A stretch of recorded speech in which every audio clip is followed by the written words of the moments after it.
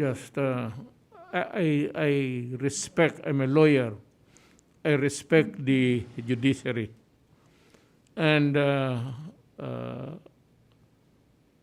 I can assure them that we will follow the orders.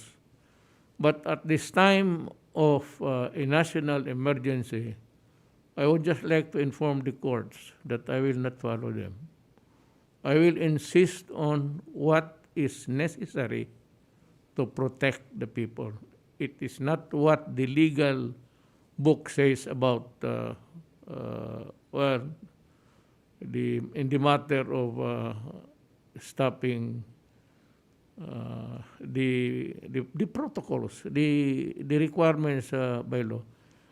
Si Gwen naman, she went to see me the other week, and I assured her that we are fair, and we would like to, I see the wisdom in her view, but I said the overwhelming notion among us in government and the medical doctors simply do not agree with her. So I leave the fate of Governor Garcia's DILG. There are some mechanics that can be put into action to compel obedience. Not because we want to be mas marunong, but remember I said that all our decisions are based on what the medical people say, period. Secretary Roque? Well, with all due respect to Secretary Anyo po, I read the link that Secretary Anyo said, and it is not Governor Gwen Garcia who filed the TRO. It is lawyer Benjamin Cabrido Jr., just for accuracy po. But I assure you that we've also explained as much as we could to the good governor the scope of presidential powers on police power in protecting the health of the people remains paramount. Although it's an interesting legal question, but I think in the end, without second-guessing the court, it is important to highlight that one of the most important power, executive power, is the power to protect the public from a health risk. Thank you po. So the courts are put on notice that what we have here is a national emergency. That's why we came up with a proclamation declaring this pandemic is of a national interest. So, yung mga korte, hindi naman sa'yo, wag na lang ninyo ipalabas. Kasi magkakaroon tayo ng impasse. And I do not want to lock horns with the judiciary. I said, nirerespeto ko. But there are times that, may panahon na there is always a time that the courts can function normally and maybe grant injunctions and all.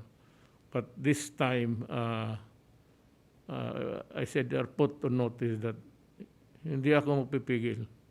I will not obey the courts in the matter now of management the pandemic. I do not want anybody from any government agency or department messing up with a situation which is, I said, is being managed because it is very dangerous to the country. Hindi ako maniwala sa I advise the court. So wag na lang niyo ilabas. Pag may ilabas na dyan, talagang there will be a raucous. And I'll be forced, I will just say that I am here to protect the people. And for as long as I am guided by reason, that's what is factual, backed up by studies, then I will follow what the medical science would tell me. That is my answer. Thank you very much, Mr. President, for the strong words of reassurance, and I am sure this will assuage the fears of our implementing units in the province of Cebu, because they have really raised the matter before the IATF for the last several days, that they are really fearful of the consequences that they might be hailed to court or filed cases against if they do not follow the provincial ordinance and the executive order that was issued by Governor Yes, Gwen. ganito yan eh. Yes, sir. Thank you. Sinabi niya sa akin that there is an ordinance. An ordinance of a local government unit cannot be higher than a national policy, which is the policies that we are dishing out are not mere policies. They are guided by the proclamation, and they are the laws of the. Yun yung batas. Because of the emergency, ganito itong batas natin. This is how we do it. So, not all cases can really be the subject of an injunction or a TRO for that matter.